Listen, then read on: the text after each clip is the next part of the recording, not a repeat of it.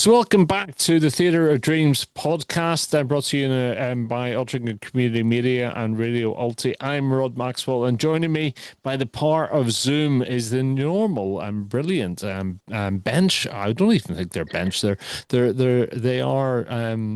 What would you describe yourself? You're not a bench at all. You're first team players. Erin Beau-Carroll and Harry Merrell, both of them involved heavily on Radio Robbins. And Erin, I believe you're commentating on tonight's game. That's correct. I'm live second half commentary on Altrincham versus Boston this evening. And she's a City fan as well, so hence his double smiles. But Harry, you and I, what did we think of the draw at the weekend, as you know, fans? Well, I was going to say, if you see me sniffling all the way through this podcast, it's not because I'm upset about the draw, it's because I'm absolutely full of cold. If you'd asked me, say, after the result, I would have been a little bit fed up, a little bit, not quite teary-eyed, perhaps for the guy who's got to wait a little bit longer for him to get his hair cut, I suppose. But look, for United, had we got a draw against Forest, I know that the table position isn't great, but look, it seems to be going in the right direction. If we complain about a draw, it means that, well, I sort of hope to believe that we've turned a corner and we now just want to win back-to-back games. So bring on the Spurs game and hopefully we can have some just desserts after the Europa League final, which always seems to come up. It's almost as if we're still embittered, Rod. I'm not quite sure. Oh, I'm not bitter at all, but I am annoyed at Diego Dallo one more time. I mean, he scored. I think he got the worst score out of all the players. I thought he was absolutely dross of the weekend. I don't think I'm picking on him. And then there's some stuff that's come out in the press that through some distant relationship, he's actually related to Amarin. Is it just because they're Portuguese?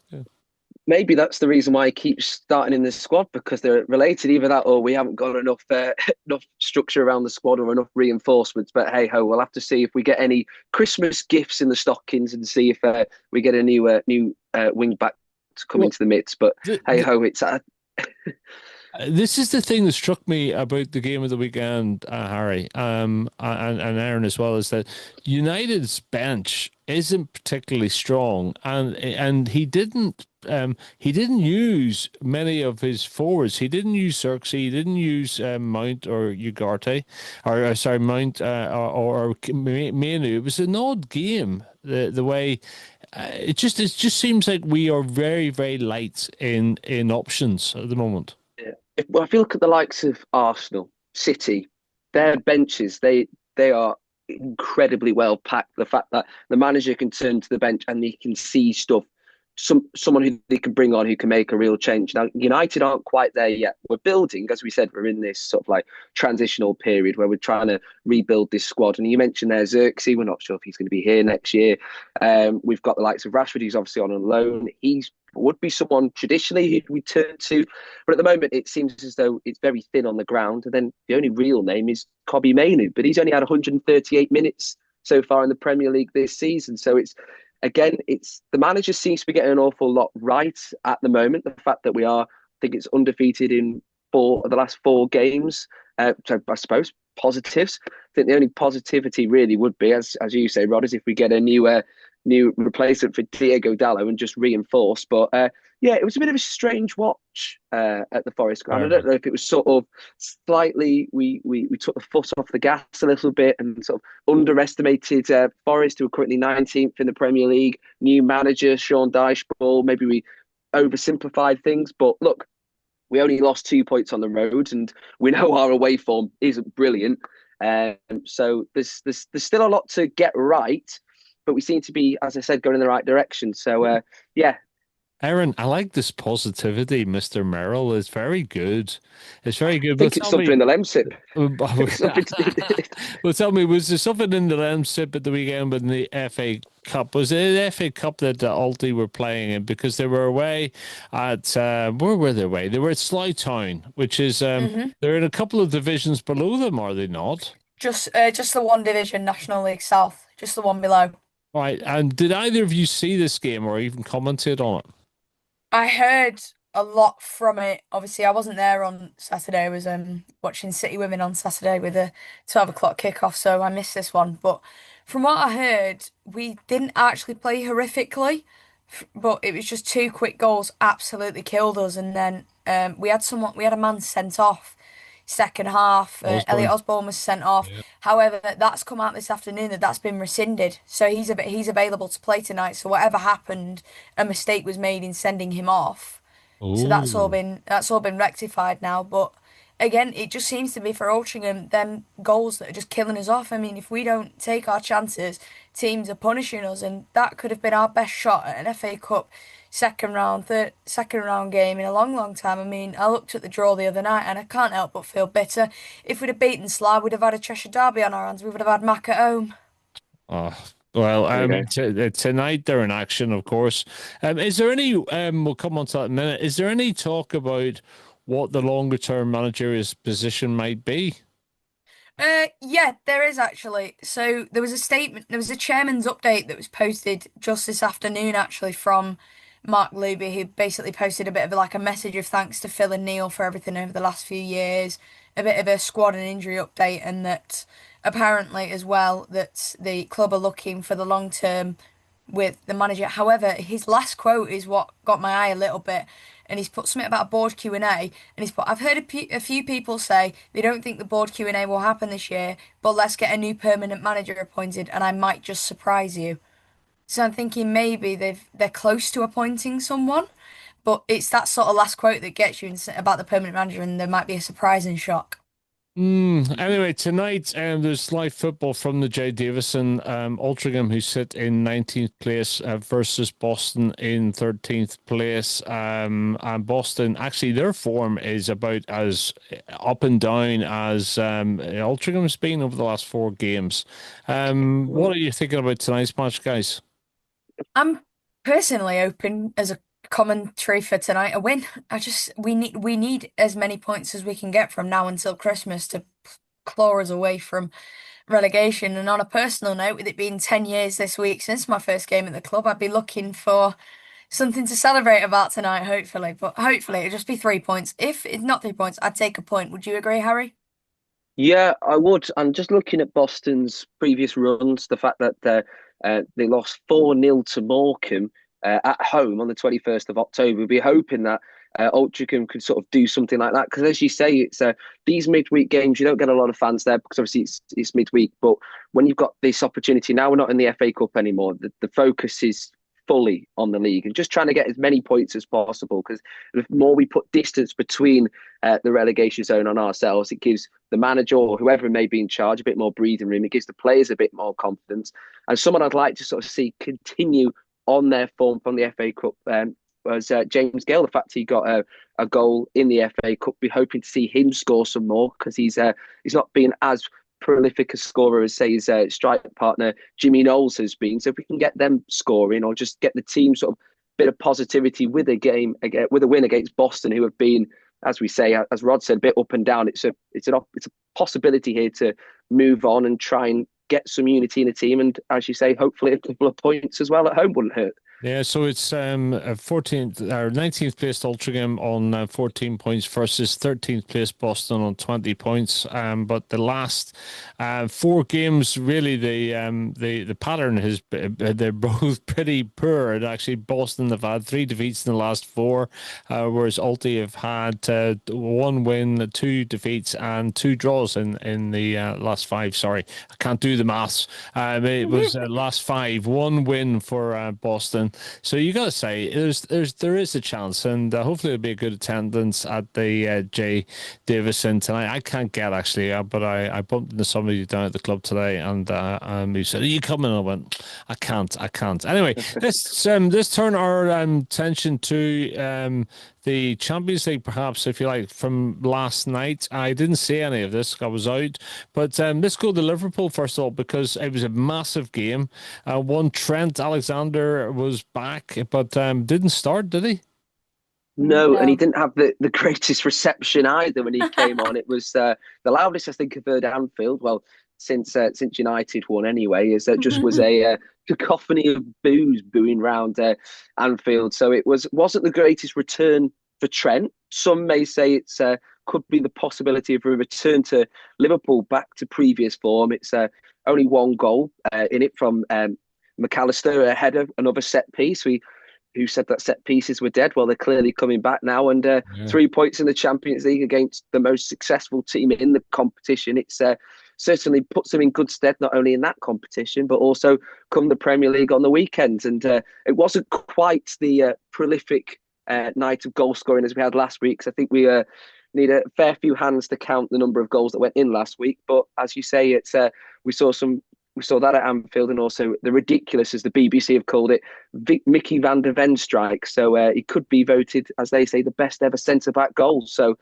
not quite sure if it's for me, but it was pretty special from the young centre-back. I'm just looking at the match stats, and I just wonder whether this is typical of continental football, because Real Madrid had over 60% of the game, but they only had 8 shots, and Liverpool had under just 38% of the game, but they had 17 shots.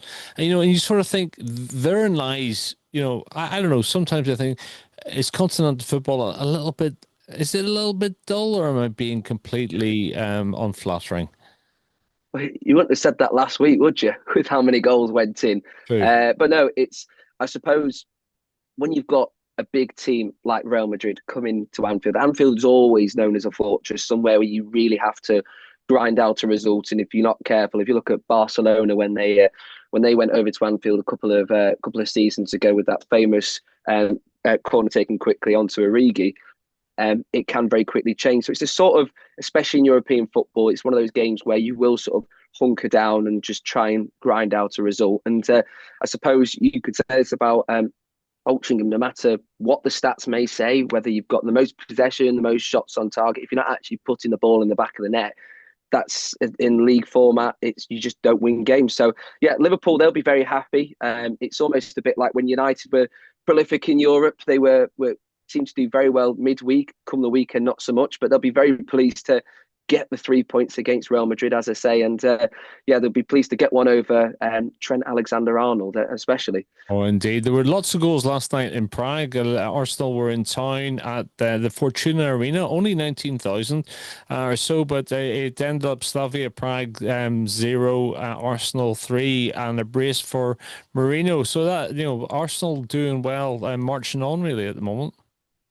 Yeah, they are. I mean, there was a little bit of controversy towards the end of that. I mean, they've said about Arsenal's record, they're still yet to concede in the Champions League so far.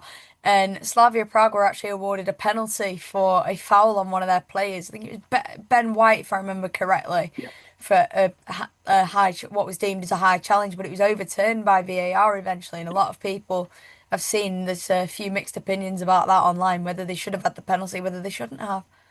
A bit of an upset in Paris last night. Bayern Munich beating them, despite actually sending off Diaz, who scored a brace to put Bayern Munich through 2-0 at half time.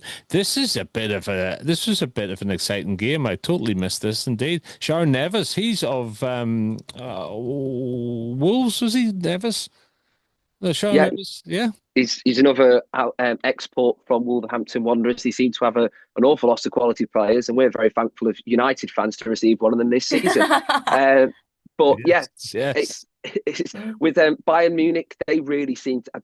Vincent Kompany, he got a lot of criticism at Burnley, but he's obviously been given the job at Bayern, and he seems to be doing a pretty good job. Top of Champions League table. They've only conceded 3 goals and they scored 14. I think it helps when you've got Harry Kane in form as well. But look, we know how good Paris Saint-Germain are, and regardless of if there was a sending off or whatever, we knew it'd be a good game. And I feel like maybe these are the 2 teams to really keep an eye on. Arsenal, especially, as Erin said, they're yet to concede. They're currently level on points with Bayern, but have a worse goal difference than Bayern Munich. So it seems as though the Champions League, we're only 4 games in, but it seems to be providing some of that entertainment, which we know it can really provide. But Tottenham as well, they're currently in 7th in the places where they need to be to qualify. Obviously, there's still a long way to go, but I'm sure Manchester City, they're just outside of those top 8 spots, and obviously they're playing Borussia Dortmund tonight at the Etihad. I'm sure that would be a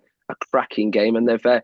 After their win against Bournemouth at the end of the weekend, they'll be looking to sort of motor on, especially with Erling Haaland up top, who seems to be banging them in for fun at the moment. Well, we'll come on to Haaland. We'll just talk about how many goals he might end up in. But we'll just finish off last night's Champions League because Tottenham Hotspur were hosting Copenhagen, and it was a bit of a weird game because 4-0, and Johnson gets a red card on 57 minutes. Lots of red cards last night. Mickey van der Ven wonder goal was apparently the pick of the four goals from them. So it was all going on down at Tottenham Hotspur Stadium last night. Interesting. It it was that Van de Ven goal. I've seen it myself. It's nothing short of incredible. I mean, the guy just makes an absolutely lung busting run from one box to the other, and he slots it home perfectly. And as a centre back, I don't think you could ask for a finish much better than that. No, really good. This turned to City, and go back actually just to the weekend, 3-1 against Bournemouth, and Haaland again. How many goals is this now? A brace in the weekend. Oh, it's something ridiculous. I think he scored like 27 odd goals already this season for club and country. It's something ridiculous, and he doesn't show any signs of stopping. Harry is boring, isn't it? It's just boring. I That's mean, best way to describe it, really. who It's would want to have one player who scores so many goals in your side? It's far better to have no goals, or you know what I mean? yeah, God. Nah. it's just frustrating, to be honest. Even the fact that Semenyo, who's been so prolific for Bournemouth, he would just seem as though he was completely outshadowed by Erling Haaland, and it was literally both goals were carbon copies. It was four passes into Haaland, touch, finish, goal, I and don't well, I go on. suppose as City fans, you wouldn't really be too fussed of how they come, but Yeah. it's Bournemouth were just going into that game. They knew we've got to mark the big man. We're not going to let him do anything at all. And yet you give him a whiff, you just give him a slither, and he somehow miraculously seems to find the back of the net. He's this sort of player I think Manchester United could sort of do with up top, but there's only one Erling Haaland as the chance seems to go. Yeah. I don't know whether you actually saw this, Harry. I think it was for either the first or second goal. The ball come over, and I think one of the Bournemouth defenders come over to try and just tackle him, and he just bounced off him. He went off to the sideline. He just bounced off him completely. And as you mentioned, Semenyo, I think he was caught in Matheus Nunes' back pocket. And Yeah, keep in mind, Nunes is a midfielder playing at right back. it I, was. I I was mean, going to say go ahead. I was going to say going into that game, Bournemouth, basically whoever won that game would go into second, and we would have thought that it'd be a really good game. City haven't really been on their form. Well, to be honest, they haven't been at their best, and then it seemed as though on that game, I don't know why, if it's the South Coasters coming up to the Etihad, but they seem to really get themselves switched on. And do you know what? As we said, it's Iraola. He has his tactics, and he's performed really well. But we've seen again a Pep Guardiola masterclass, and yeah, it certainly seems to be Bournemouth are doing rather well, but they're starting to feel that little bit of pressure from that experience of teams like Manchester City who have been so comfortable at the top of the top six. So yeah, there we go. They just wind themselves back into contention, Yeah, aren't they? And certainly. Haaland with the brace. That's 13 league goals this season. Erin, how many goals has he got overall so far?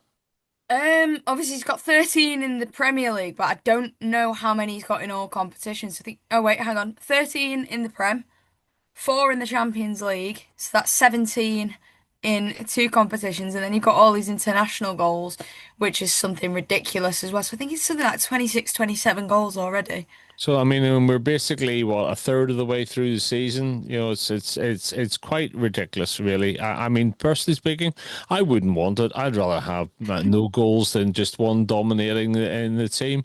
It's just shocking. It's ridiculous. Anyway, and this turn to your game tonight. Borussia Dortmund are in town at City. A big game, a very classic game. It is a league position so far, ninth versus eighth, and you both have 7 points in the Champions League. This will be an interesting game because going into it, you're just slightly ahead in form guide ahead of Borussia Dortmund. Yeah, I mean, I think as we know, it's going to be an interesting game between the two. It always is, and it seems to me like every time we get in the Champions League, we're either playing Real Madrid or these lot. There's no escaping them. But no, whenever we play them, it tends to be an interesting game, and that's where we picked up on the talent of Mr. Goalscorer himself. I mean, he had an insane record at Dortmund, 89 games, 86 goals. So he had a stupidly good record there, and hopefully he'll continue that tonight. And hopefully it should be an interesting game between the two sides. No, I think it most definitely will. Just going back to the weekend, and Martin O'Neill has stepped in at Celtic and got off to a winning start. But there's still no word of who might be their new boss. Have you seen anything on this? I haven't actually, but I just want to mention that. It's funny that you mentioned it because I was going to mention this. I saw a tweet, I think it was yesterday or the day before, and it was managers in 2002 compared to now. And so it was Everton manager in 2002, I think was David Moyes. Then it was Martin O'Neill at Celtic, and I think it was someone at Cheltenham was still there in charge of them in 2002, and it's the same way again, Quite, 23 years on. quite ridiculous. I gotta say, but Steve Cotterill, that's it, Cheltenham Dean Town. Cottrell, my goodness. Well, Would it'll be interesting to see who gets that job, but they're not rushing at the moment to appoint anybody. And um, before we look at the weekend, Harry. I was going to say with O'Neill, surely I know you're talking about new managers. You're looking for one. If you've got someone like O'Neill, I know he's at the moment he's interim, but as Erin said, he has had experience as being a permanent manager. Surely it's not like a case of just offering him the contract until the end of the season. Because I think if I'm right in thinking they've since he's come in, they've been undefeated. They beat Rangers in the League Cup on the weekend as Yeah. well. That's a dream that every club would want, having that instant switch on and that bounce. Surely it's a case of sticking with your man and you tested and proven manager rather than trying to bring someone else in and not necessarily knowing it's going to work. I don't No, know if that's just me, but I think that's a good shout. Would you just stick with him to the end of the season and see where you get? I mean, I gotta say, yeah, I don't know why they would be in a rush to appoint somebody right now, unless there no. was somebody so obvious to come in. I haven't seen too many of the names that are associated with that, and that's a big job, especially when you get European football every single season. Yeah, all the Yes. names that should be linked to it is like the likes of Bellamy. He's locked in at Wales because he's got a World Cup coming around the corner, and they could be in the mix there if their qualifying goes well. All these other names are expecting. I know Celtic is a big club. It's like the same with Wolves. That's a big club as well. But there's clearly an issue with sacking managers and then trying to find replacements because we've seen, especially in the Premier League, we've seen so many sackings and so many managers come in expected to have this big bounce and it never comes to fruition. It's a big thing to do with legacy as well. I think O'Neill has been sort of like the one exemption from this rule, but a lot of managers who have been tried and tested have certainly struggled to find their feet. So I don't know. I think with Celtic, it's for them, as I say, they've got a man there who's doing the job, who loves the club, who's been there before, and he's already brought back his iconic celebration.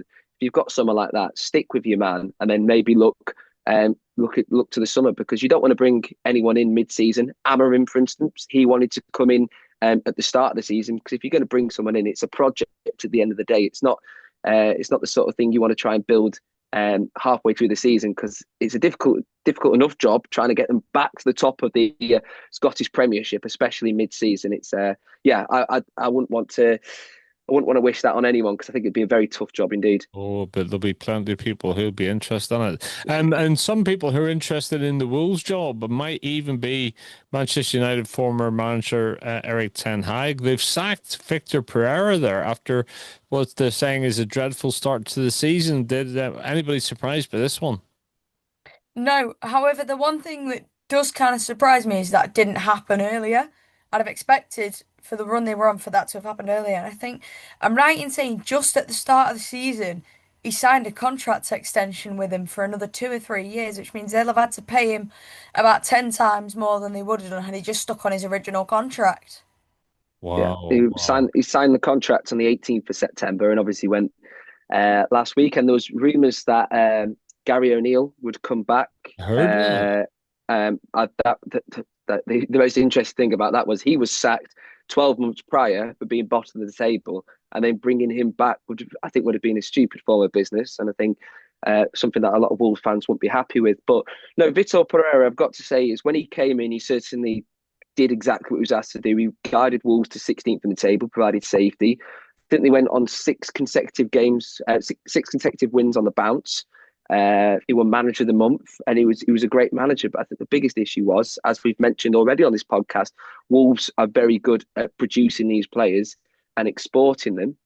Likes of Ain't Nuri, who's gone to City, Cunha has gone to United. Those are quality players who we knew had the ability, but we knew wouldn't stay very long at Molineux. Their issue was they haven't reinforced. Then they decided to back the manager, sack him, and then having to pay him off. So I feel like, look, the bottom of the table, it's going to be a very difficult job.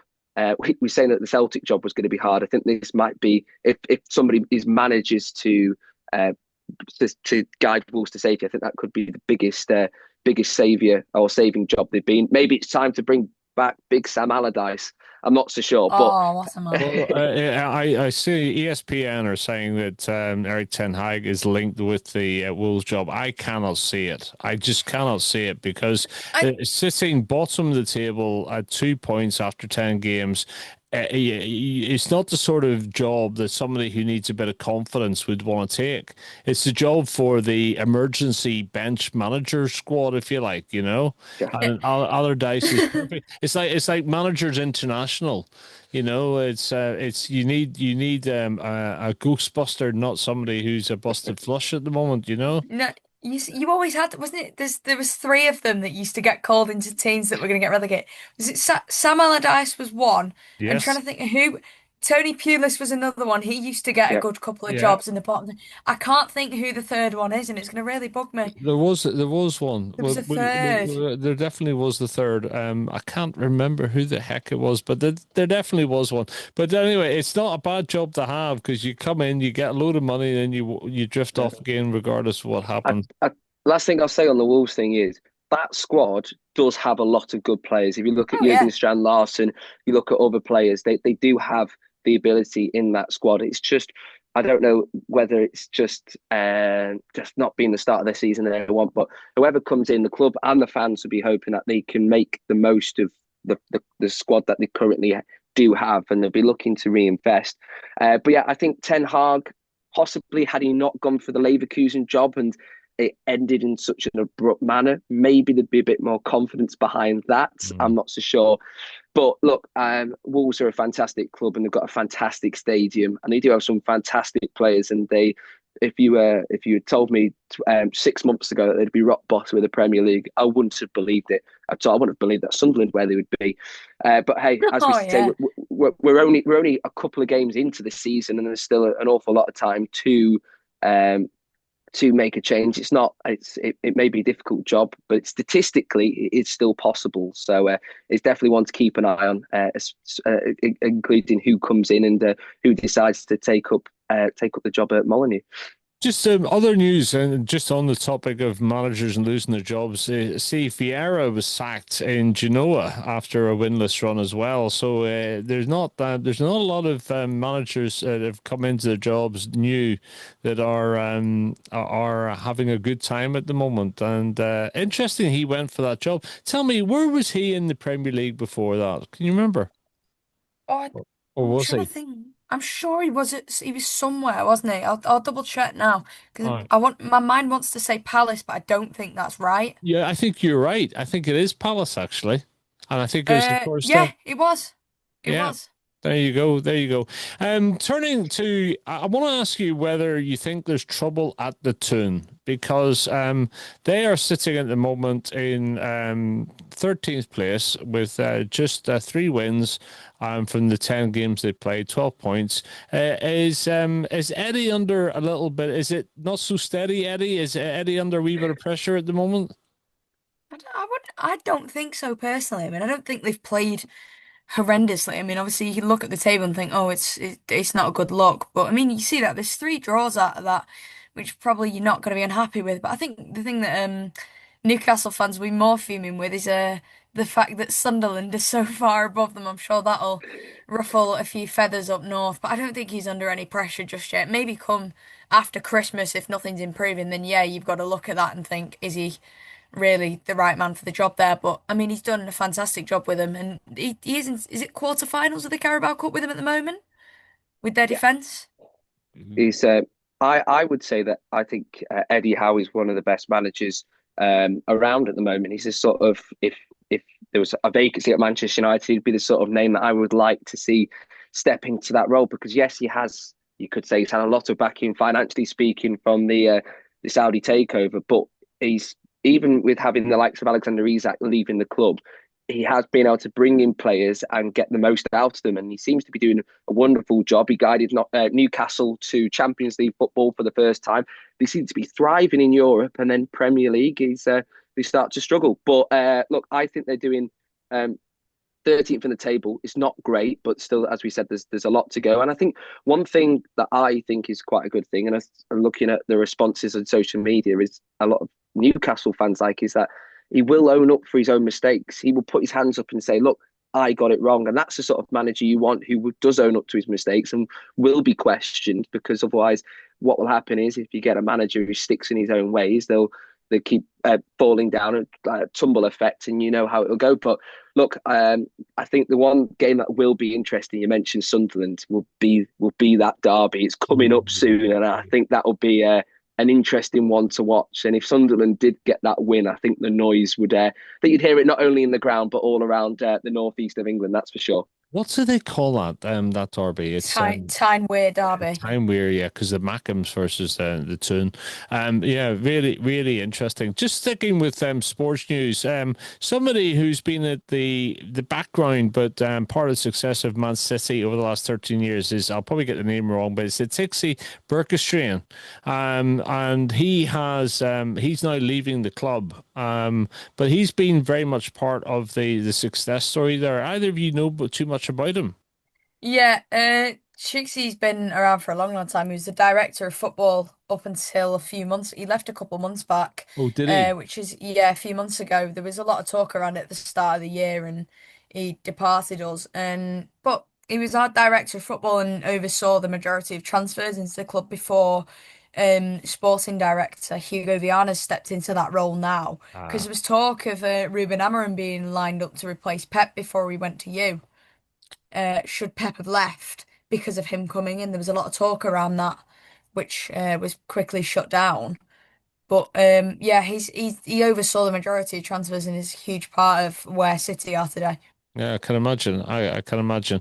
And sticking with City, I saw that Haaland was very modest in playing down comparisons between himself and Messi and Cristiano Ronaldo this week, where he's saying that no one will get close to their goal scoring records. Well, I've got to say, the man has scored 26 times in all competitions for City in Norway by the beginning of November is doing the right sort of thing to head in their direction. That's a career tally of 327 goals, but he still does trail a fair amount behind Messi, who scored 892, and Ronaldo, who hit 1,000 goals in the last week or so, which is quite amazing. But I thought it was a nice touch, actually, him just talking in those sort of more humble ways, really. Yeah, he is like that though, I think. Obviously people had this perception of him and he made himself look a bit of a fool with his comments towards Mikel Arteta, which is what everyone seems to really look at him for. But when you ask him about comparing himself to others, he's not one to say, "Oh, I'm the best player in the world." He'll just kind of play it down and say, "Look, I just do what I need to do. I keep my head down. I put the goals in, which is what I'm here to do." And he said that ever since he's come to City. I think he was the same at Dortmund as well. He's one of them players that'll just get his head down, do what he needs to do, and he doesn't sort of show off about it in a way that he's like, "Oh, look at me, I've scored 26 goals in how many games?" But you got to say, I mean, he's scored 98 goals so far in 107 Premier League games he's played in. So, and he's close to becoming the fastest to reach century in English top flight goals. You know, you got to say the stats for him are all heading in the right direction. Quite unbelievable, really. Alan Shearer's quaking in his boots as we speak. His record's about to be taken down. He probably is, actually. It's the sort of thing that he would he like to hold on to. I thought it was a nice story, and just sticking with stories, the Christmas schedule is quite poor. I don't know if you've seen it, but actually Boxing Day, there's just one game on Boxing Day. And it's an 8 o'clock, and it's United. I don't really understand that. It's you look forward to Christmas Christmas football, and when that happens, it's pretty poor, isn't it? Yeah, the one thing I look forward to at Christmas is obviously your Christmas dinner on Christmas Day and your Boxing Day football. That's a tradition. You watch that every year without fail. And I think to change it from all of those scheduled games to just one and to put it at 8 o'clock in the evening itself is diabolical in itself. To put that on Boxing Day and just to take away a thing that so many people will look for and enjoy is, I think it's a terrible decision. I think it's again the TV companies taking away traditional footballing values in this country. Yeah, indeed, I, indeed. I suppose the only sort of play devil's advocate, I think it's I don't have a Sky Sports subscription. A, because I can't afford it, and B, I'd rather put my money elsewhere into English football. I suppose one thing that has sort of become a tradition in our family is that Altrincham always seem to play on Boxing Day, and for some reason they always seem to draw Halifax Town away. So I think we've been there the last 3 seasons or so. And I think, yeah, with the Premier League, it's always going to be, as Erin says, dictated by broadcasting rights. And he said, oh, this is going to be a one-off. It should return next season. But no, I think for me, it's always been actually going to the ground, which is something I really enjoy. So I won't be trading the Gavin and Stacey Christmas. Actually, it's not a Gavin and Stacey Christmas special. What am I on about? I won't be staying in at 8 o'clock watching Manchester United versus Newcastle. Instead, I'll probably be on the side of a freezing cold pitch in West Yorkshire cheering on the Robins. So it's I suppose it's one of those. It will always divide opinions. But yeah, I think one thing is if we can get a Christmas present, hopefully A, the Robins can get a win, and B, United can get 3 points as well. But don't want to ask too much. And I'm gonna just before we look at the weekend, I don't know if you did see Ronaldo's interview with Piers Morgan, but it was sort of sublime and also a bit ridiculous at the same time. The relationship between the two. I don't know who's more flattered to be interviewed or to be the one interviewing, but this is the thing that one of the things that grabbed me is, you look at his stats and his scoring and all of that and the age he is, number of games he's played, but also he is the first footballing billionaire. Oh, I'm not surprised. I mean, isn't it madness? Madness? His wages probably everywhere would have spoken for themselves, and then also the stuff he does away from football. He's got a load of brands, hasn't he, away from football? Like he did his own aftershave a few years ago. I remember that. He's done so many adverts for different things. I remember there was a really famous one because of how daft it was. And I think it was something called Shoppy or something. He had to dress in this bright orange kit and was dancing and singing around. And it's all I remember from it. But the amount of money that guy must have from just from brand deals alone, because he's always had a sponsorship, hasn't he? He's always does his own. Oh. His own. I remember because I had a pair of his boots when I was a kid. I had a pair of his Ronaldo boots as a kid. But yeah, I think it's not really a surprise to anyone that he's the first one out of anyone to be a billionaire. He's quite a machine, I gotta say. Anyway, and this time look forward to the weekend. And there's no games on Friday night in the Premier League to begin with, but there are lots of games on Saturday. We start with the Tottenham Hotspur Stadium. Is that what it's called? I think it is, isn't it? And it's a 12:30 kickoff, and United are in town. It is sixth versus eighth in the team, 17 points each. And looking at the last few games, Spurs have been on a shocking run. They've out of the last five, they've lost three, drawn one, and won one at Everton. United looking a little bit better. Harry, how do you see this on Saturday? Well, I would have hoped it would have been the day that the man was finally able to shave his hair, but it's one of those games where it's Tottenham, as you say, haven't had the greatest run of form. They have no side has lost more home Premier League matches in 2025 than Tottenham Hotspur with 9. So hopefully that would put us into a good stead. But again, United's away form hasn't been brilliant. I think it's one of those games where I feel like United could and really should get at least a point, if not go for the 3 points, with it being an early kickoff. And we seem to it's currently Amrim's best run of form as a manager, so he'd be looking to add another win there as well. So I'm going to be slightly optimistic, but I'm not going to be too cocky because I was cocky going into the derby and that didn't go so well. So I'm going to say I'm somewhat optimistic, but also ready to be complacent as well. So yeah, I'm hoping it'll be a 2-1 2-1 win for United, and hopefully we can see Sesko get another goal as well Do you because that'd know, be brilliant. Aaron, I thought he was going to go for a draw. I thought he was going to sit on the fence. But there you go. It's a tough game. It's a tough game, but it's on TV, 12:30 on Saturday. Meanwhile, other games the weekend, the picks of the games. I don't know what Chelsea are playing managerless Wolves at 8 o'clock on Saturday, and Arsenal are at Sunderland. Now this is a big game where Sunderland are flying. It's the 5:30, so it'll be live on telly as well. That'll be a good game. It'll be a bit of a test of Sunderland's mettle, won't it? I think so, definitely. I mean, I think I'm completely gobsmacked by how well they're doing. I think a team that comes up is to do that is incredible, and I'm sure it's definitely ruffled a few feathers across the Premier League, not just in the Northeast. I mean, I don't think anyone could have predicted at this stage of the season that Sunderland would be sitting fourth and potentially pushing for even higher up the table. And I'm just looking in the National League. Alti will need to be up and early, set their alarm clocks. They're in Truro. What a trek that is. Who's going down from Radio Robbins for that one? I don't actually know at the moment, but I feel like that's going to be a hefty trek, Oh, 100%. it really is. How are Truro doing in Nice the trip in. National League? Oh, they're in a relegation zone, not far from. Right, so the table basically stands as Sutton at rock bottom on 9, Morecambe 23rd with 12, Truro on 12 in 22nd.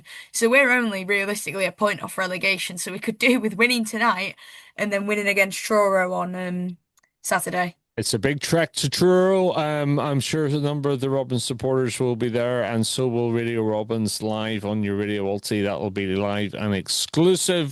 Best way to listen to it, actually. You don't want to be going all the way down there. Anyway, and then on Sunday, it is more Premier League action. It's a big game, City, Liverpool.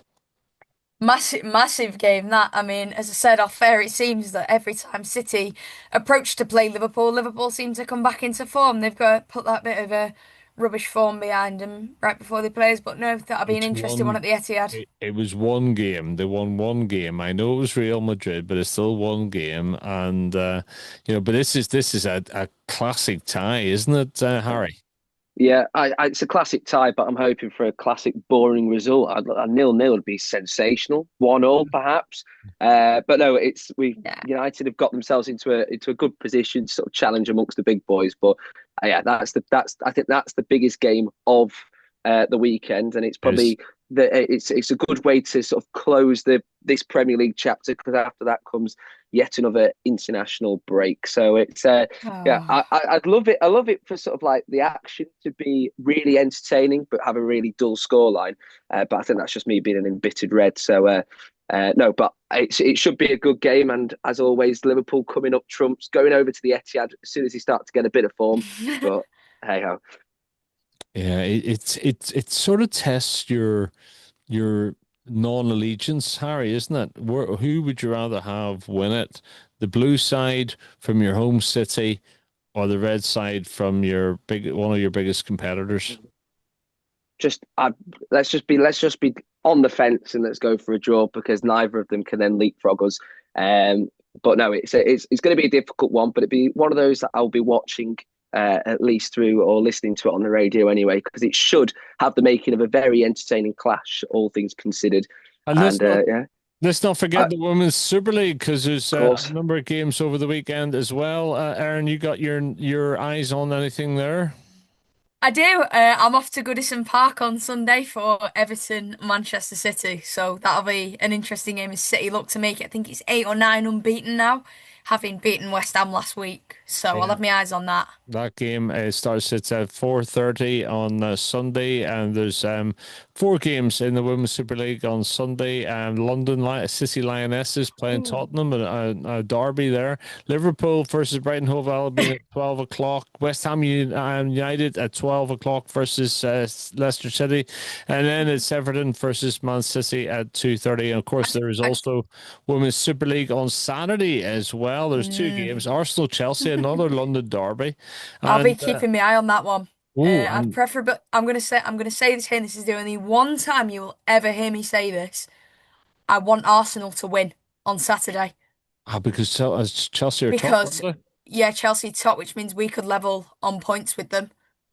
they? You see. So I'd like Arsenal just to do us a favour for 1 week, Well, please. there you go. Any other news or any other crack or anything else that's got you're interested all over the weekend?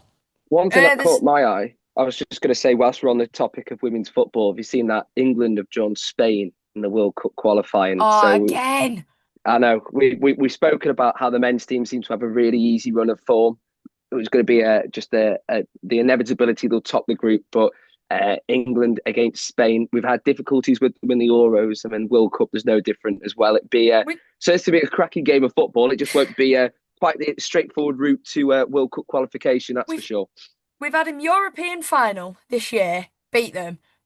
Twice in the Nations League already this year, having beaten them once and then lost to them. We had them in the World Cup final, and we had them in the Euro quarter-final the tournament before. We can't escape them. Just can't get rid of them. But then, on the other hand, the two other teams that we got out of that draw for qualifying to the World Cup are really good teams to have. We've got Ukraine and Iceland in that draw. So the arguable big dog tie of that one is going to be England, Spain. So it's just the qualification things all changed this year to like all that Nations League stuff, League A and B, and it's really confusing. But we just can't get rid of Spain. We can't escape them. Well, let's just hope that Iceland and Ukraine can do a number over them so that they don't even get through to the World Cup group stages, but only time will tell. There you go. I'm going to end on a couple of little tidbits for you. I saw Scholes was on Stick to Football recently, and he disclosed something about the feud or the rivalry between Van Nistelrooy and Henry, and it sort of just illustrates how childish some people can be at the top level of sport. Because according to him, after every match, Van Nistelrooy would immediately check if Henry has scored and if Henry has scored more, and he said Ruud would be devastated and wouldn't talk to anyone on the bus home if Henry had scored more. And you know what? There's something about that I like, because that's about competitiveness, you know. To me, though, it sounds a bit rude, in all honesty. And the last thing actually that I picked up at the weekend, apparently Erin was considered by Liverpool before they went with Slot. There you go. They might be thinking, oh, we're glad to have got away with that one. I'm going to stick by my man, as Tammy Wynette once said. Right, we're sticking by the Theatre of Dreams podcast. You've been listening to Erin, Beau-Carroll, Harry Merrell, and I'm Rod Maxwell. We'll be back next week. Wherever you're watching your football from, keep it good. Take care. Bye bye.